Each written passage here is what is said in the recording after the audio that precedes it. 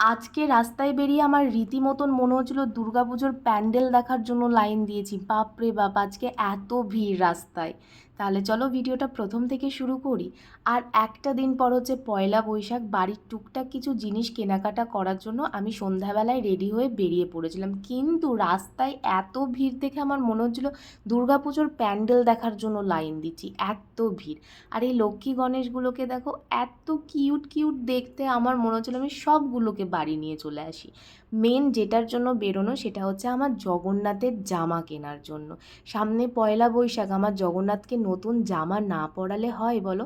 জামা কেনার পর চলে গেছিলাম একটি কাপের দোকানে কিছু কাপ কিনবো বলে।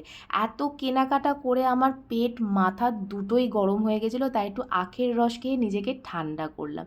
যেহেতু নীল ষষ্ঠী ছিল, তার জন্য একটু মহাদেবকেও দর্শন করে আসলাম। আর এত সুন্দর সাজিয়েছে। কেনাকাটা করে অনেকগুলো ব্যাগ হয়ে গেছিলো, তাই হেঁটে বাড়ি যাওয়া সম্ভব ছিল না। তার জন্য রিক্সা ধরে বাড়ি চলে আসলাম। আর এই যে দেখো, এই জামাগুলো আমি কিনেছি। আমার সুভদ্রা মায়ের জন্য আমি দুটো জামা কিনেছি, আমার গোপালের জন্য জামা কিনেছি। আর জামাগুলোর কালার কেমন হয়েছে তোমরা অবশ্যই কিন্তু আমাকে জানিও। আর তিনজনের জন্য তিনটে পাগড়ি কিনেছি। পাগড়িগুলো আমার ঠিক অতটা পছন্দ হয়নি, যেহেতু এখন শেষের দিকে তো তাই। আর এই নাইটিটা দিদির জন্য নিয়েছি। বাড়ির জন্য একটা হ্যান্ড টাওয়াল আর একটা ছাকনি নিয়েছি। আর আমার জন্য একটা কালো রঙের প্লেট নিয়েছি। বুঝতেই পারছো এখন চৈত্র সেল, ওরা সব পুরনো জিনিস বার করবে, তাই একটু ধুলো হয়েছিল।